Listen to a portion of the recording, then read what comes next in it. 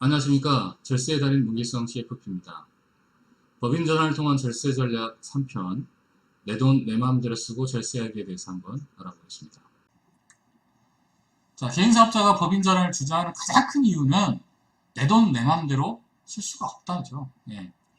개인사업자는 세금을 좀 많이 내는 대신에 뭐 주문이 들어온 돈은 마음대로 쓸 수가 있잖아요. 하지만 법인 같은 경우에는 회사로 돈이 들어오고 그리고 그 회사에서 돈을 빼오려면 반드시 세금이 붙습니다. 그래서 굉장히 좀 번거롭다라고 좀 생각들을 하시죠.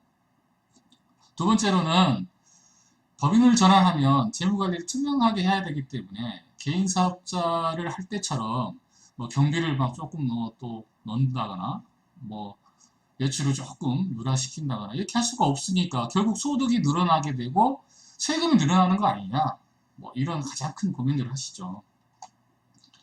그리고 이제 세 번째로는 이제 법인에 대한 막연한 좀 두려움이 있어요. 나이 드신 분들 같은 경우에 법인 전환을 말씀을 드렸더니 법인으로 전환하면 그 나라고 되는 거 아닙니까? 뭐 이렇게 정말 큰 두려움을 갖고 계시는 분도 계시더라고요. 마지막으로 기장을 맡기는 세무사가 반대해서 그렇죠. 네, 뭐 그런 경우가 또 많이 있죠. 자, 정말로 내 돈 내 마음대로 쓸 수가 없을까요? 그렇지 않습니다. 내 돈 내 마음대로 쓸 수 있어요. 굉장히 좀 막연하게 생각들을 하시고 잘 몰라서 못하는 경우가 많은데요. 첫 번째로 무형재산권을 활용하는 방법이 있습니다. 개인 사업하실 때 뭐 제조업 같은 경우에는 뭐 특허도 있을 수 있고요. 소득을 굉장히 많이 늘린 거에 대한 권리금이 형성이 되겠죠. 그럼 그 권리금 같은 경우를 영업권이라고 합니다.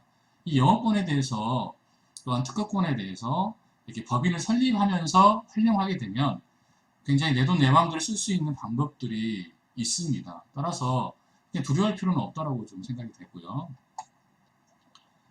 또한 법인을 설립할 때 임원 구성과 주주 구성을 잘 믹싱을 해서 추불 전략을 수립하시면 되고요. 이렇게 하기 위해서 정관의 규정을 아예 설립할 때부터 굉장히 잘 만들어서 진행을 하시는 게 좋습니다.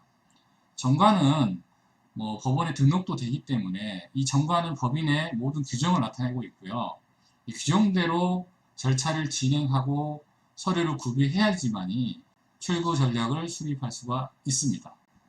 자, 내 돈 내 마음대로 쓸 수 있는 방법의 이 무형재산권은 제가 좀 전에 설명드린 것처럼 개인 사업을 하실 때 형성된 이 무형재산권을 법인의 유상으로 매도를 하는 거고요. 그 돈만큼을 나는 법인으로부터 돈을 받을 수가 있습니다. 하지만 지금 막 법인을 설립했고 돈이 얼마 없을 수 있잖아요. 그럴 경우에는 미지급이 된 상태입니다. 따라서 법인의 이익이 생길 때마다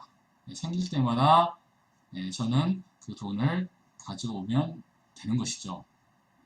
무형재산권 활용의 장점을 알아보겠습니다. 먼저 세금이 아주 작습니다. 무형재산권을 법인에 넘겼을 때 기타 소득세를 과세하고 차기년도에 종합소득세를 과세한다고 말씀을 드렸는데요. 본인의 소득 세율 구간에 따라서 약간씩 차이는 있겠지만 대략적으로 무형재산권 금액의 8에서 10% 정도로 보면 되겠습니다. 두 번째로는 법인에서 감가상각을 통한 비용 처리가 가능합니다. 통상적으로 법인에서 건물을 구입을 했을 때 건물에 대한 감가상각을 비용 처리하듯이 이 무형재산권도 감가상각에 대한 비용 처리가 가능합니다. 예를 들어서 무형재산권이 5억 원이다. 그러면 매년 1억 원씩 5년 동안 경비 처리를 할 수가 있습니다. 또한 법인에서 법인세 구간이 20% 구간일 경우에는 이 1억 원에 대한 20%, 2천만 원씩 5년 동안 총 1억 원의 절세가 가능하다는 겁니다. 세 번째는 법인에 매도한 금액을 언제든지 인출이 가능하다는 겁니다. 법인에 매도했는데 아직 받지 못했죠. 따라서 법인에 이익이 생길 때마다 그 돈을 가져오면 됩니다. 왜냐하면 저는 이미 세금을 납부했기 때문이죠. 자, 두 번째로는 임원 구성과 주주 구성을 통해서 출구 전략을 수립할 수도 있습니다. 자, 임원을 여러 명으로 구성해서 보수라든가 상해 규정을 통해서 출구 전략이 가능하고요. 또한 퇴직금 지급 규정을 통해서 퇴직소득세가 실효세율이 조금 낮기 때문에 퇴직금으로 출구 전략을 세울 수가 있습니다. 자, 마지막으로 대표이사나 임원의 유족 이력금 규정을 통해서 혹시나 있을 수 있는 대표이사의 유고 리스크를 감당할 수가 있고요. 상속세 리스크를 해지가 가능하다고 볼 수 있겠습니다. 자, 주주 구성을 통한 출구 전략의 장점을 알아보면요. 차등 배당을 통한 출구 전략 수립이 가능하고요. 예를 들어서 본인이 80%의 지분을 갖고 있고 배우자 및 자녀가 10%의 지분을 갖고 있다고 가정할 때 만약에 1억 원을 배당한다면 균등 배당 시에는 본인 8천만 원, 배우자 및 자녀가 각각 1,000만 원씩 배당을 받는 게 맞습니다. 하지만 차등 배당의 경우 본인은 배당을 받지 않고 배우자 및 자녀에게 배당을 해주는 것을 차등 배당이라고 합니다.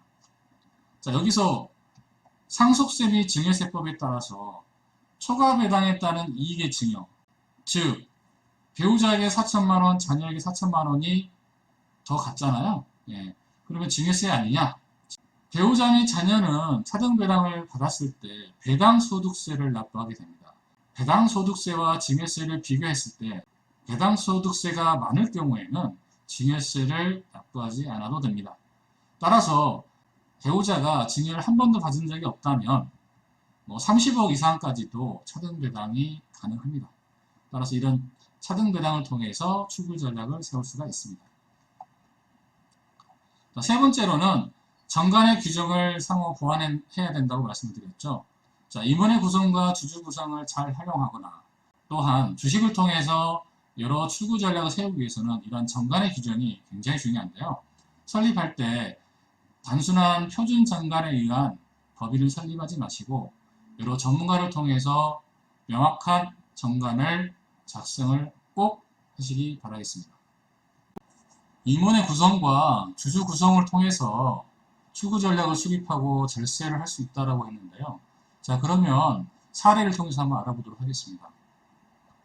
법인에서 대표이사의 급여로 2억 원을 책정하였을 때 총 세금의 부담이 4,260만 원 정도 됩니다. 자, 급여에 대한 법인세 절세를 고려를 했고요. 자, 급여 및 차등 배당으로 설계를 할 경우에 매년 세금이 약 1,380만 원 정도가 절세가 됩니다. 그리고 배우자 및 자녀들이 각각 매년 4천만 원씩의 배당을 받았기 때문에 이 돈에 대해서는 당연히 자금 출처 확보가 되고요. 또한 이 돈에 대해서는 상속세가 없겠죠. 만약 이 돈을 10년 동안 모았다면 약 6억 원의 상속세를 절세하는 효과가 있습니다. 자, 그리고 세 번째로 법인에 대한 막연한 두려움을 갖고 계신다고 말씀을 드렸는데요. 그렇지 않습니다. 대내 공신력도 굉장히 높아지고요. 그 다음에 기업 성장을 위해서 자금에 대한 어떤 제출도 조금 더 많고요. 그리고 법인은 유한 책임입니다. 내가 자본을 출자한 만큼의 책임을 지면 되기 때문에 무한 책임인 개인 사업자보다는 훨씬 더 유리하겠죠. 그리고 좀 전에 설명드린 것처럼 자녀에게 자금 출처를 확보해 줄 수 있고 사전 증여에 유리합니다. 많은 분들이 소득세 절세 때문에 법인으로 전환한다고 하시는데요. 꼭 그렇지만은 않습니다. 상속세 및 증여세 절세를 위해서 법인으로 전환을 하시는 경우도 꽤 많고요. 절세 금액의 규모도 수십억 단위가 되기 때문에 많은 분들이 법인을 잘 활용하고 있습니다. 자, 마지막으로 기장을 맡기는 세무사가 법인 전환하지 마세요라고 하는 경우가 있는데요. 매년 조정수수료나 성실신고 수수료가 꽤 좀 됩니다. 네, 그래서 이 이익을 무시할 수는 없겠죠. 그리고 가끔 가다 사업자를 차명이나 배우자로 하라라고 이렇게 이야기하시는 분이 계시는데요. 이런 분들은 조금 리스크를 안고 가야 된다고 말씀을 드리고 싶습니다. 그리고 이제 주로 사무장이나 주변 분들에게 물어보시는데요. 정말 이 분야에서 잘하시는 분과 상담을 통해서 추구 전략을 수립하시는 게, 또한 절세 전략을 수립하시는 게 굉장히 중요합니다. 자, 핵심을 정리해보면, 법인으로 전환했을 때 내 돈 내 마음대로 쓸 수 없다, 있다. 네, 있습니다. 단 전문가와 전략을 잘 수립을 하시고요. 두 번째로 법인 전환을 했다면 법인의 최대한 장점을 잘 활용하시기 바랍니다.